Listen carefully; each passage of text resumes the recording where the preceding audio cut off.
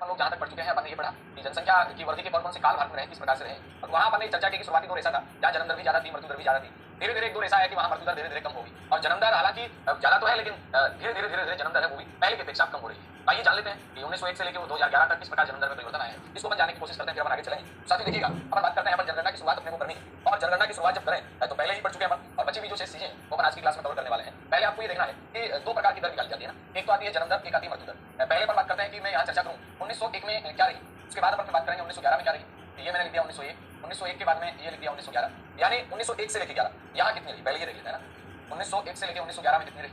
उसके बाद आपको ये देखना है कि 1911 से लेकर 1921 में कितनी रही, 1921 से लेकर 1931 में कितनी रही, 1931 से लेकर 1941 में कितनी रही।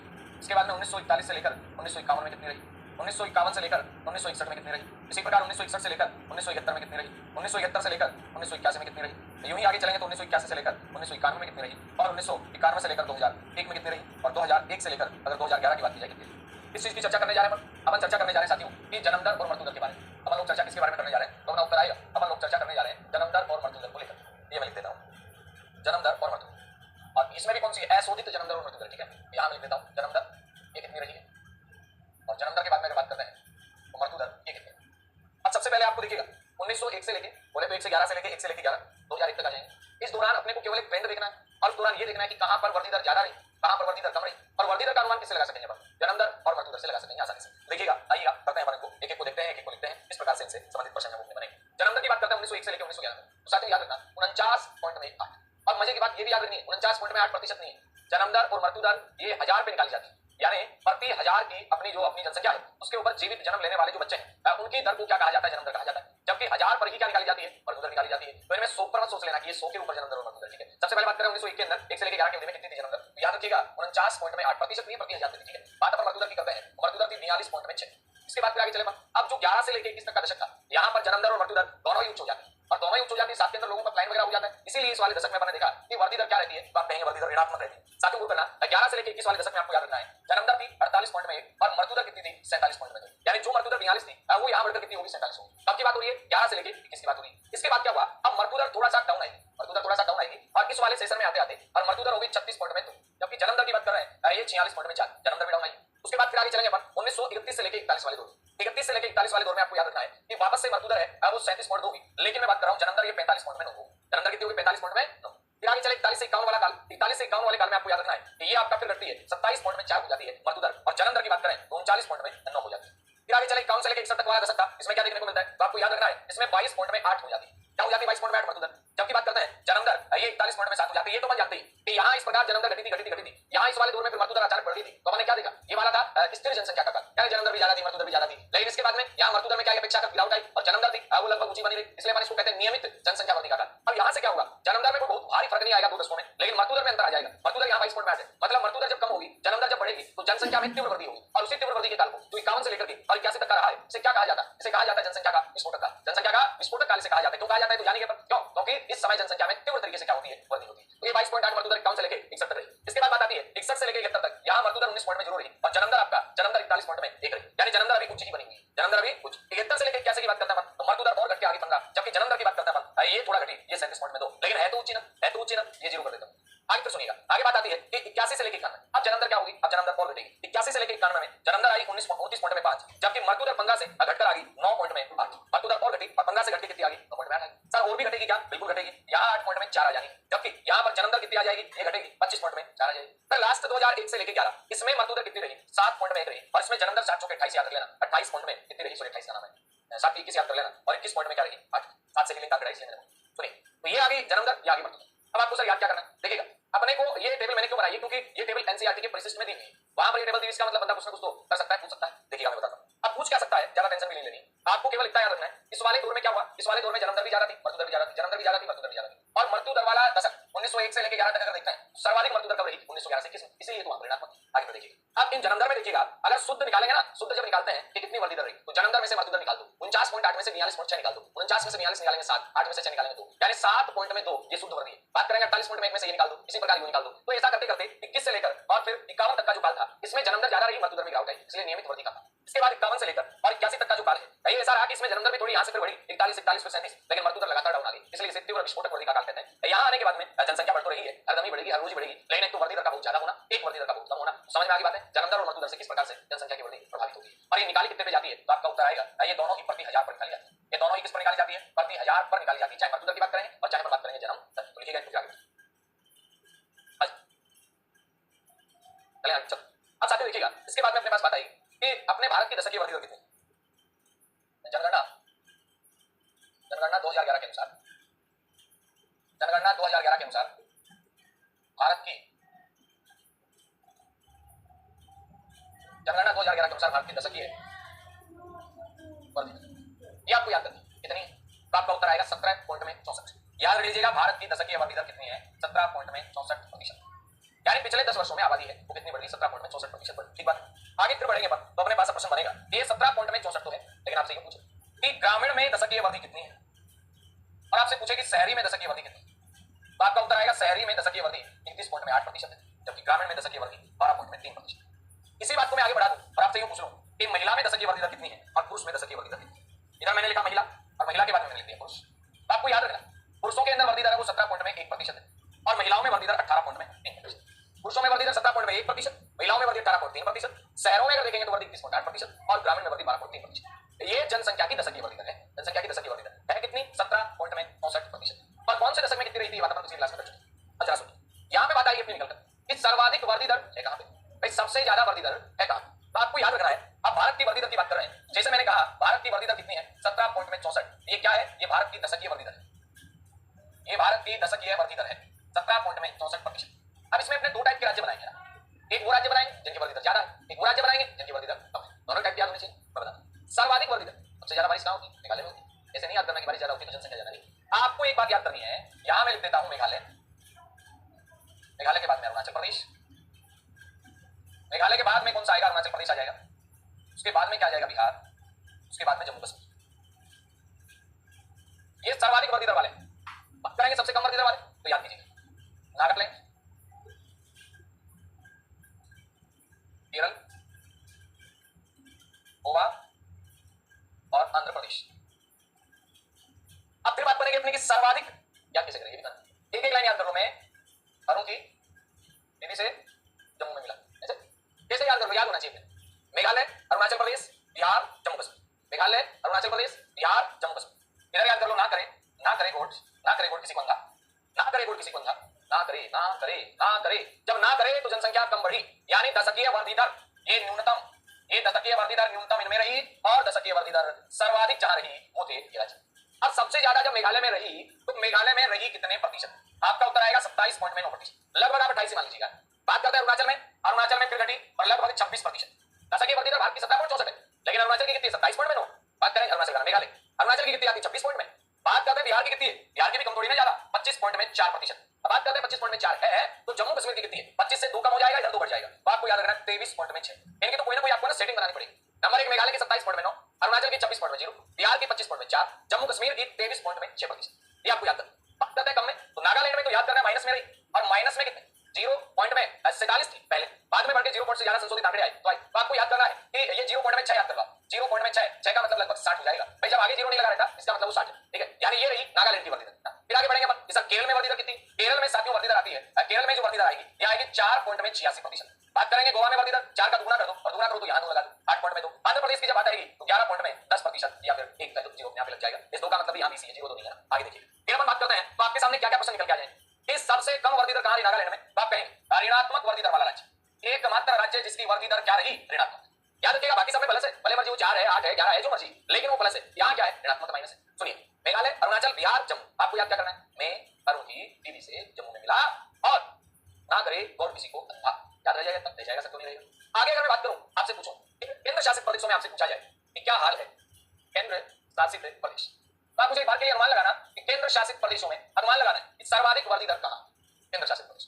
तो आपका उत्तर आएगा सर्वाधिक दिल्ली में हो जाएगी, तो कहां हो सकती है नहीं। सबसे ज्यादा वर्धी दर ये दादरा नगर हवेली में, कहां पर है दादरा नगर हवेली, याद रखिए प्रश्न बनेगा कि दादरा नगर हवेली में वर्धी दर सबसे ज्यादा, तो मैं यहां लिख देता हूं दादरा नगर हवेली, यहां वर्धी दर कितनी है, तो अपना उत्तर आएगा 55 है सर 0.9%।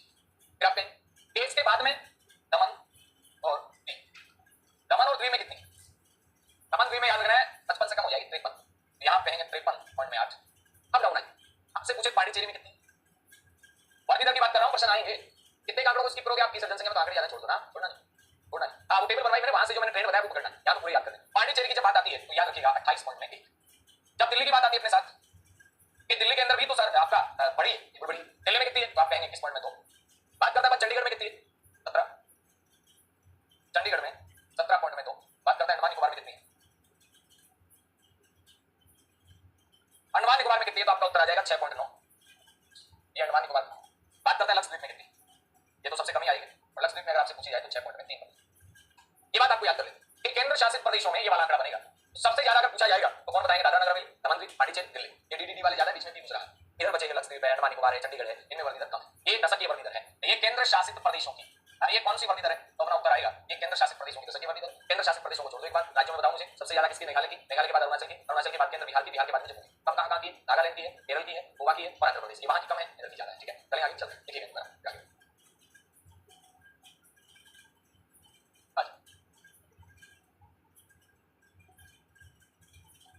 को देखिएगा। अब इसके बाद में फिर जैसे आगे बात बढ़ती है, ये लीजिए देखो आगे चलते हैं, ये होगी अपनी वर्दी दर। ठीक है, अब अपन ने चर्चा की कि भारत की वर्दी दर कितनी है, 17.64। तो भारत की वर्दी दर के बराबर एक राज्य आता है लगभग 17 के लगभग, वो कौन सा राज्य, याद कर लेना, देखते सीधा सा। जैसे अपन राजस्थान में बताया कि भारत की वर्दी दर के बराबर वाला जो जिला है वो कौन सा, समझ राजस्थान की वर्दी दर के बराबर वाला जिला कौन सा, वैसे ही आपको याद रखना है कि भारत की वर्दी दर के बराबर, भारत की वर्दी दर के बराबर वर्दी दर वाला ऐसा राज्य जिसकी वर्दी दर भारत के बराबर है, ऐसा कौन सा, आपका उत्तर आएगा असम। ये लगभग बराबर होती है, संपूर्ण रूप से आप आंकड़ा मिलाने लग जाओगे तो बराबर नहीं होगी, लगभग भारत के बराबर वाला है वो कौन सा है, आपका उत्तर आ जाएगा असम। भारत के इतने राज्य जिनकी वर्दी दर भारत से अधिक है, यानी औसत से अधिक है, तो आप लिखिएगा भारत के 14 राज्यों की, भारत के 14 राज्यों की दशकीय वर्दी दर राष्ट्रीय औसत से अधिक है। फिर आपसे प्रश्न पूछा जाए ये राष्ट्रीय औसत अपना है कितना, 17.64 है। ठीक है, 14 राज्य ऐसे हैं जिनकी वर्दी दर राष्ट्रीय औसत से क्या है।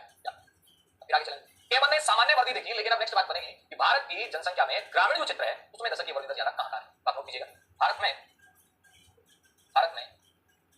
ग्रामीण जनसंख्या, कौन सी जनसंख्या की बात कर रहे हैं, ग्रामीण जनसंख्या में दशकीय वर्दी दर। अब आप कहें ग्रामीण जनसंख्या में दशकीय वर्दी दर ज्यादा कहां आ रही है, मैं बताता हूं।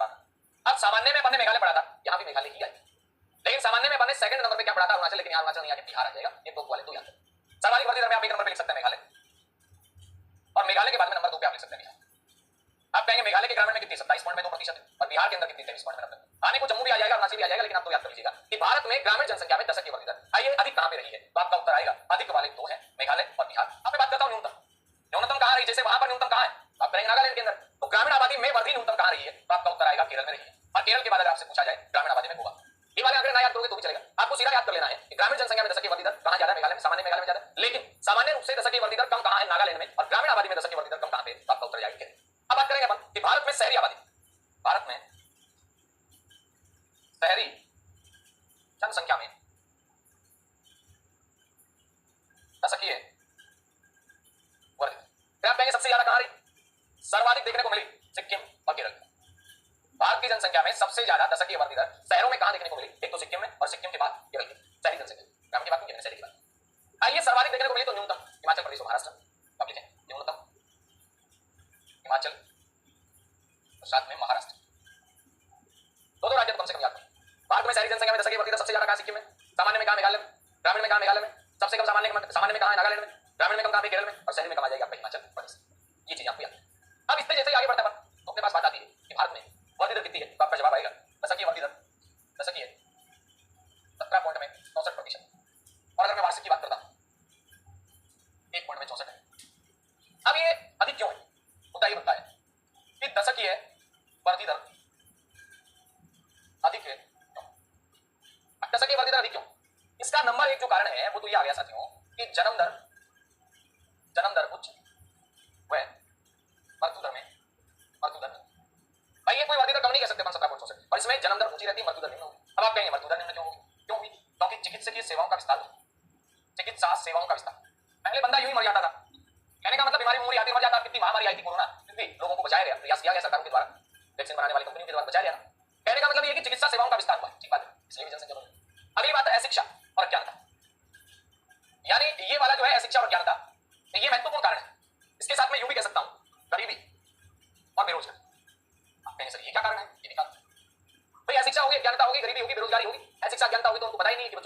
होता है कि उनकी तरफ से 2 हो चाहे 4 हो चाहे 10 हो 20 हो चाहे 50, गरीबी रहेगी बेरोजगारी रहेगी तो उस व्यक्ति का माइंड चलेगा आर्थिक इकाई के रूप में कि 5 लड़के होंगे 10 लड़के होंगे तो ज्यादा कमा के लाएंगे, जबकि वो होता इसके उल्टा है, गरीबी और ज्यादा गरीबी को बढ़ाई जाती है। ये भी कारण हो सकता है। इसके बाद में अपन यूं कह सकते हैं कि छोटी उम्र में विवाह, अभी सरकार ने फिर से लड़कियों की शादी की उम्र बढ़ाई है, बिल्कुल सही है। छोटी उम्र में शादी करना ये भी जनसंख्या वृद्धि का एक कारण है कि छोटी उम्र में शादी करेंगे तो जनसंख्या वृद्धि होनी ही होनी। इसके बाद फिर बात आती है परिवार नियोजन कार्यक्रमों के प्रति उदासीनता। परिवार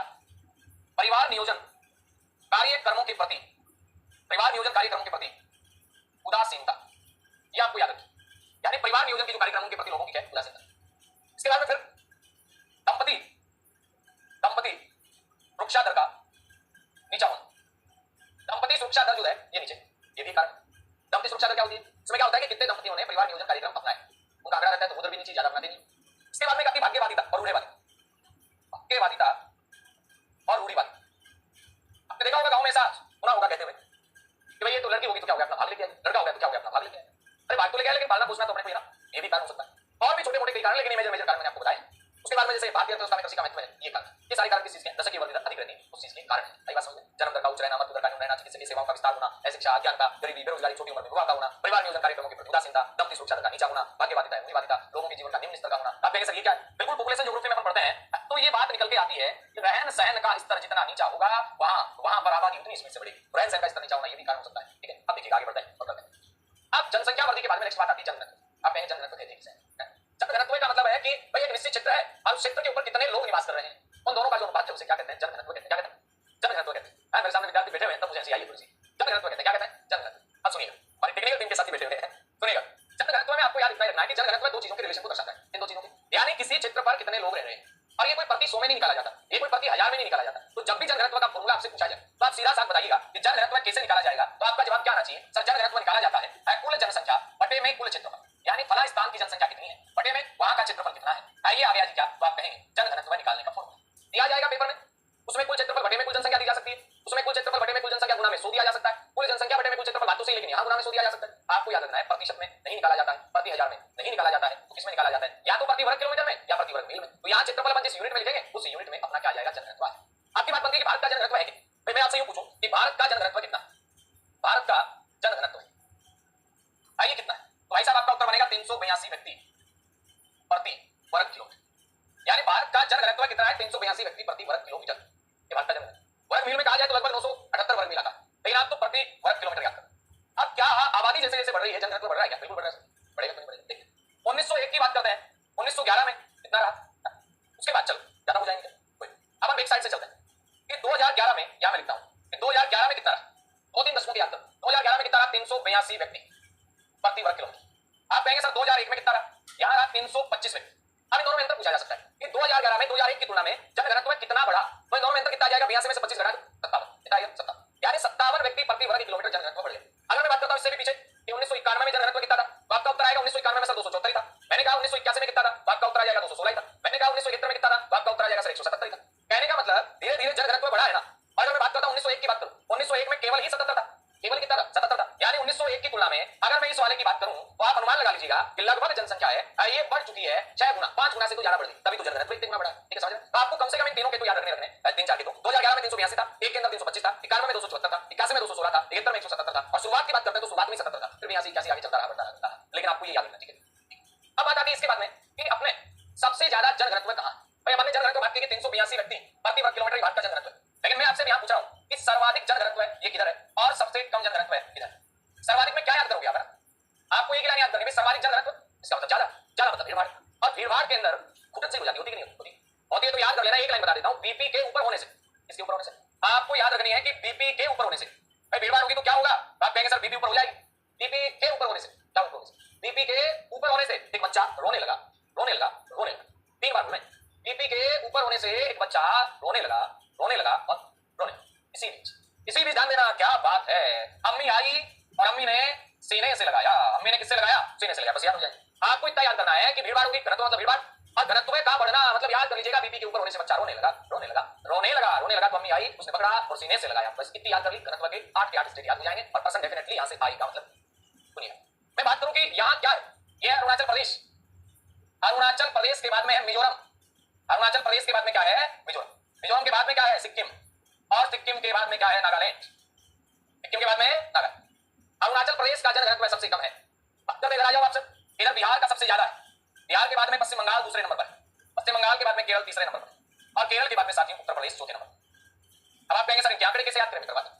जहां जनघनत्व है कम वहां खतरा खतरा खतरा। भीड़ भाड़ नहीं है, अकेला एकांत है, खतरा हो सकता है। खतरा खतरा खतरा। जनघनत्व है पूछे तो 17, जनघनत्व पूछे तो 17। भाई जहां जनघनत्व है कम वहां खतरा खतरा खतरा और जनघनत्व पूछे तो 17। अब 17 ये होते 51, हम रहेंगे होशियार ज्यादा, हम करेंगे 52। 17 बजे 85 बताया, होशियार ज्यादा है, अपन करेंगे 86 बस। और इसके बाद नागालैंड की बात आती है तो 119। आगे मणिपुर भी आता है 123, लेकिन आपको इनको याद करना। अब विशेष स्कोर क्या करना है? जैसे आप राजस्थान में पढ़ते हैं कि 100 से कम जनघनत्व वाले कितने जिले राजस्थान में 3 है, वैसे आपको याद करना है भारत में 100 से कम जनघनत्व वाले राज्य कितने? 3। कौन कौन से? अरुणाचल, मिजोरम, सिक्किम। यानी इनका जनघनत्व है ये क्या है? 100 से कम है। क्या है? 100 से कम। आ जाओ इधर, बिहार का कितना है? बिहार का है 1106। पश्चिम बंगाल का कितना है सर? 1028। आप समझे? 1000 से ज्यादा जनघनत्व वाले भारत के 2 राज्य बताइए। क्वेश्चन आता है जिस राजस्थान में आता है कि 500 से ज्यादा जनघनत्व वाले 2 जिले बताइए, ये पूर्ण भरपूर है। वैसे ही आपको याद रखना है कि 1000 से ज्यादा जनघनत्व वाले आइए राज्य कितने हैं? तो आपका उत्तर आएगा 2 है, एक बिहार है और एक पश्चिम बंगाल। 1106 बिहार का, पश्चिम बंगाल का 1028 है। और बात जब केरल की आती है तो केरल का कितना है? केरल का 860 है, केरल का 860 है और उत्तर प्रदेश का कितना है? 829। आपको याद क्या करना? 1000 से ज्यादा, यानी बात आए कि 1000 से ज्यादा राज्य कितने? केंद्र शासित प्रदेश पूछते गड़बड़ हो जाएगी। 1000 से ज्यादा राज्य कितने? 2 है। तो ये न्यून जनघनत्व है, ये सर्वाधिक जनघनत्व है। प्रश्न आ सकता है। अब हमारा अगली श्रृंखला में बात करते हैं केंद्र शासित प्रदेशों। केंद्र शासित प्रदेशों में 5 का जनघनत्व है 2000 से अधिक, यानी 5 है उनका जनघनत्व 2000 से अधिक। जैसे सर नंबर 1 पे सबसे ज्यादा अगर बात करते हैं आपको दिल्ली का जनघनत्व है 11320 आता है और आपके एनसीईआरटी में 11297 दे रखा है। मैंने वहां थोड़ा सा अपडेट है नहीं है, ये मैं इसलिए लिखा हूं, मान लीजिए बाई चांस आ जाए क्योंकि दिल्ली लिस्ट में टॉप में पूरे भारत में, तो दिल्ली का जनघनत्व 11320। दिल्ली के बाद जैसे बढ़ेगा तो आएगा चंडीगढ़, दिल्ली का पड़ोसी तो है। इसका जनघनत्व है 9258, बिल्कुल ज्यादा ही है। चंडीगढ़ की बात करें आगे चले तो आपका पांडिचेरी, पांडिचेरी का जनघनत्व ज्यादा है। फिर आगे चले तो दमन इनका जनघनत्व ज्यादा है। फिर आगे चले तो लक्षद्वीप का जनघनत्व ज्यादा है। बात आती है पांडिचेरी का 2598 है, दमनद्वीप का कितना 2191 है। बात करते हैं लक्षद्वीप का कितना 2013। अब सर 2 बस, एक तो बच गया दादरा नगर हवेली, इसका कितना है? इसका 700। और बात करते हैं अंडमान निकोबार, अंडमान निकोबार का कितना है? आपका उत्तर आएगा 86। अब मैं आपसे ये पूछ रहा हूं 100 से कम जनघनत्व वाले राज्य एवं केंद्र शासित प्रदेशों की संख्या, आपका उत्तर क्या आएगा? 4। 3 राज्य 100 से कम है, केंद्र शासित प्रदेश 100 से कम। बाकी केंद्र शासित प्रदेशों में किसी का भी जनघनत्व 100 से कम नहीं है। अगर बात आ जाए 1000 से ज्यादा जनघनत्व वाले राज्य एवं केंद्र शासित प्रदेशों की संख्या तो 7 आ जाएगी। 5 तो 2000 से ज्यादा, 2000 से वैसे ज्यादा होगी। और बात करते हैं ये अपने ये हो गए इन दो कोई 1000 के आंकड़े में नहीं, दादरा नगर हवेली और अंडमान निकोबार। आई बात समझ एक बार देखिए। अब देखिएगा साथियों, इसके बाद बात आती है कि अपने भारत का जो जनघनत्व है इसमें कितने राज्य ऐसे जिनका जनघनत्व भारत से ज्यादा है? आप कहेंगे 10 राज्यों का जनघनत्व है, राज्यों का राष्ट्रीय फिर कह रहा हूं राज्यों औसत से अधिक। भाई अपने राष्ट्रीय औसत कितना है? 382 और 10 राज्य ऐसे हैं जिनका जनघनत्व राष्ट्रीय औसत से अधिक। आगे चलिए। अब साथियों अगर आपसे पूछा जाए जनघनत्व ज्यादा है कहां पे, आप क्या कहेंगे? सबसे ज्यादा जनघनत्व है बिहार के अंदर 1106 के बाद पश्चिम बंगाल में आ जाता है 1028। ये छोटी छोटी चीजें आपको याद रखें। अब जनघनत्व के बाद में बात आती है लिंगानुपात। लिंगानुपात क्या है सर? लिंगानुपात तो अनुपात है प्रति 1000 पुरुषों पर महिलाओं की संख्या, उसे क्या कहते हैं? लिंगानुपात कहते हैं। तो ये आप लिख सकते हैं प्रति 1000 पुरुषों की संख्या पर, प्रति 1000 पुरुषों की संख्या पर महिलाओं का अनुपात, ये क्या कहलाता है? लिंगानुपात। इसका मतलब सर इसका कोई फॉर्मूला भी है क्या? हाँ, इसका फॉर्मूला है। फॉर्मूला इसका यूं बनता है कि पुरुषों की संख्या और महिलाओं की संख्या गुना में 1000, लेकिन प्रति 1000 पुरुषों पर है, इसका मतलब महिलाओं की संख्या ऊपर है। महिलाओं की संख्या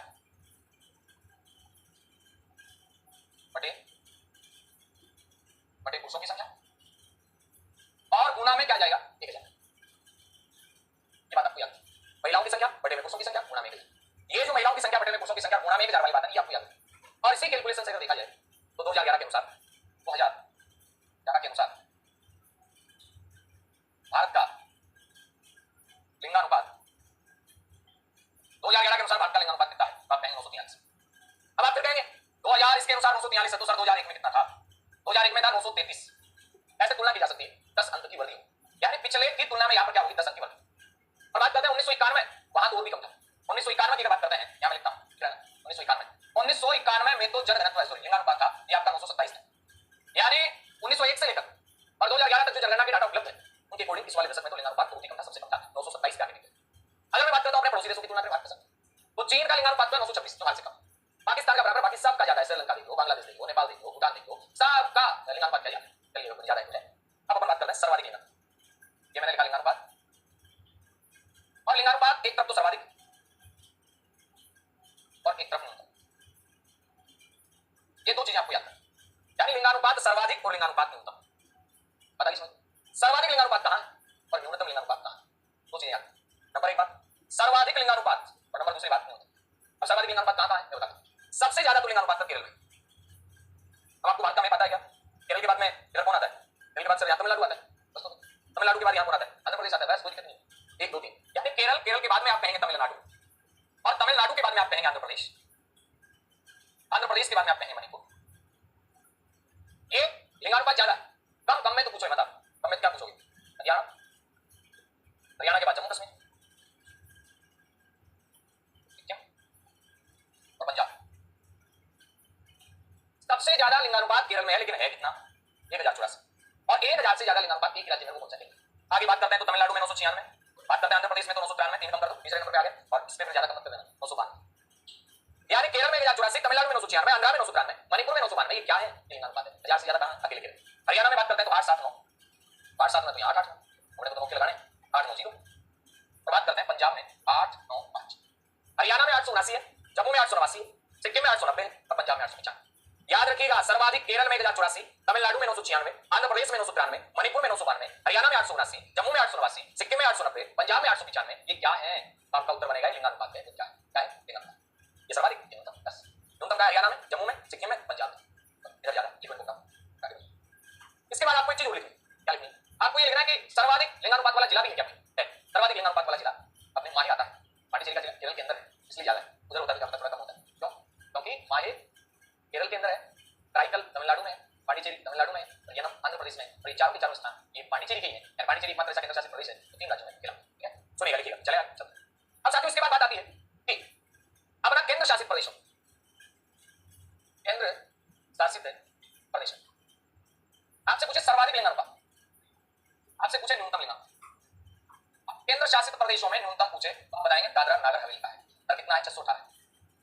सॉरी, दादरा का दमन द्वीप का नाम रहेगा तो द्वीप का कितना? दमन द्वीप का 618। तो पूछे दादरा नगर हवेली, इसका कितना है? तो आप कहेंगे 774। फिर आपसे पूछे चंडीगढ़, इसका कितना है? 800।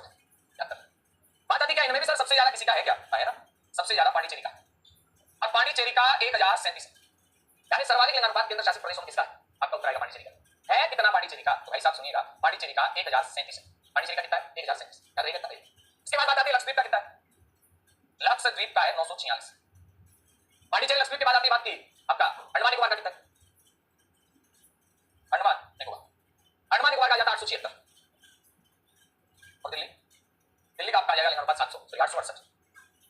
ये तो हो गए सर्वाधिक, ये हो गए न्यूनतम। सर्वाधिक लिंगानुपात वाले में पांडिचेरी, लक्षद्वीप, अंडमान निकोबार और दिल्ली। कम वाले में दमन द्वीप, दादरा नगर हवेली, चंडीगढ़। ये चीजें आपको याद करनी, याद रहेंगी सब क्यों नहीं रहेंगी? तो केंद्र शासित प्रदेश सर्वाधिक, न्यूनतम, पांडिचेरी, लक्षद्वीप, अंडमान निकोबार, दिल्ली, दमन द्वीप, दादरा नगर हवेली, चंडीगढ़। ये हो गए न्यूनतम वाले, और ये हो गए सर्वाधिक वाले और केंद्र शासित प्रदेश। ठीक है, लिखिएगा इनको बराबर से, आगे बढ़ते हैं और भी चर्चा करते हैं लिंगानुपात के बारे में। बाकी नेक्स्ट क्लास में देख लें एक बार। चले अच्छा, एक बात तो याद रखना, लिंगानुपात की बात करें तो जम्मू में, बिहार में, गुजरात में कमी रही है, बाकी सब में थोड़ा बढ़ाई। बिहार में, जम्मू में, गुजरात में कमी रही है, बाकी सब में थोड़ा बढ़ा। ये छोटी सी बात हो रही। अब बात आती है अपनी कि भारत का शिशु लिंगानुपात। अगर मैं बात करता हूं शिशु या बाल वर्ग, कहां से लेके कहां तक? 0 से लेकर 6 वर्ष। देश की कुल आबादी में, देश की कुल आबादी में 13.59% शिशु आबादी, ये बात आपको याद है। और 13.59 में अगर मैं आपसे पूछूं सर्वाधिक शिशु संख्या ये कहां है? आपका उत्तर आएगा उत्तर प्रदेश। सबसे ज्यादा उत्तर प्रदेश में। उत्तर प्रदेश के बाद में बात करते हैं तो बिहार में, और बिहार के बाद बात करते हैं तो महाराष्ट्र। उत्तर प्रदेश, बिहार और महाराष्ट्र, यानी सर्वाधिक जो शिशु संख्या है वो कहां है? उत्तर प्रदेश में, बिहार में और महाराष्ट्र। बता दें शिशु संख्या का प्रतिशत, शिशु संख्या का सर्वाधिक प्रतिशत इस राज्य में। बात का उत्तर आएगा शिशु संख्या का सर्वाधिक जो प्रतिशत है ये मेघालय में, और मेघालय के बाद दूसरे नंबर पर बिहार। अब अपन बात करें कि अपने भारत का शिशु या बाल लिंगानुपात कितना है? शिशु या बाल लिंगानुपात साथियों नोट करना, यहाँ पे मैं 4 लिंगानुपात बताता हूं आपको, याद कर लेना। सामान्य लिंगानुपात 900 कितना है? 43 है। शिशु लिंगानुपात 919 है। शहरी लिंगानुपात 929 है, 29। और ग्रामीण लिंगानुपात 949, ग्रामीण लिंगानुपात 949, शहरी लिंगानुपात 929, बाल लिंगानुपात आपका 919। अब आपसे ये पूछे कि बाल लिंगानुपात ज्यादा कहां पे, तो आपका उत्तर क्या आएगा? अरुणाचल प्रदेश। अरुणाचल प्रदेश में ज्यादा है 972। बात करते हैं मिजोरम में, मिजोरम में 970 है, तो याद कर लो बहुत हो जाएगा। ये हो गए ज्यादा वाले। कम में अगर बात करते हैं तो हरियाणा का बाल लिंगानुपात कम कितना है सर? 834। और बात करते हैं हरियाणा के बाद में पंजाब पड़ोसी, तो इसका 846। अगर मैं बाल लिंगानुपात के बाद केंद्र शासित प्रदेशों में करूं, ये तो राज्यों की बात होगी। अब मैं कहता हूं केंद्र शासित प्रदेश, केंद्र शासित में अगर आपसे देखा जाए अंडमान निकोबार में बाल लिंगानुपात है, ये आपका 968 आता है। उसके बाद फिर चर्चा करते हैं तो पांडिचेरी, पांडिचेरी में आ जाता है 968। दिल्ली में कम है 873। और बात करते हैं चंडीगढ़ की, चंडीगढ़, चंडीगढ़ में 880। ये आपको याद रखना। ये केंद्र शासित प्रदेशों में अरुणाचल का 972 सबसे ज्यादा, चाहे केंद्र शासित हो चाहे वैसे हो। सबसे कम हरियाणा का 834 है, चाहे तो वैसे देख लो, इनमें भी नहीं 834 किसी का। सबसे कम तो हरियाणा के बाल लिंगानुपात, सबसे ज्यादा अरुणाचल का है। सामान्य लिंगानुपात सबसे ज्यादा कहां का था? केरल का। अब आइएगा बच्चे भी दो बातें और देख लेते हैं, ऐसा लंबा यार इसको यहीं करोगे नहीं। अब आ जाती भारत का ग्रामीण लिंगानुपात कितना है? सीधी सी बात, ग्रामीण लिंगानुपात सर जी आपका उत्तर बनेगा भारत का ग्रामीण लिंगानुपात सर 949। ग्रामीण में यहाँ दो कैटेगरी बनानी, सर्वाधिक कहां का है? तो आप कहेंगे केरल का, केरल का सर्वाधिक है 1078 है। बात करते हैं हरियाणा, इसका न्यूनतम आ जाएगा, हरियाणा का न्यूनतम कितना आ जाएगा? 880 आ जाएगा। इसी अनुसार आपको याद रखना है शहरी लिंगानुपात। और शहरी लिंगानुपात में साथियों को कीजिएगा ये आपका 929। और बात करते हैं कि शहरी लिंगानुपात सबसे ज्यादा कहां का? केरल का ही, ये भी जारी करना है। और बात करते हैं न्यूनतम, न्यूनतम जम्मू का 840। यानी याद क्या रखना अपने को? ये हो गया सर्वाधिक और ये हो गया न्यूनतम, ये हो गया सर्वाधिक और ये हो गया न्यूनतम। एक एक चीज अपने को ध्यान रखनी, क्या आपका 2 क्वेश्चन नहीं आए तो एक भी नहीं आया जनसंख्या से, लेकिन टॉपिक में दे रखा है तो क्वेश्चन आएगा, आएगा तो अपन याद भी करें, अपन पढ़ेंगे। अब तो एक क्लास और पढ़ लेंगे आधे घंटे की, घंटे की, है ना। तो अपन नेक्स्ट क्लास में शेष तथ्य, साक्षरता वगैरह है, धार्मिक आबादी के आंकड़े किस प्रकार से हैं, SC ST है, नारी जनसंख्या है, इन तमाम चीजों की चर्चा करने वाले बने रहिएगा।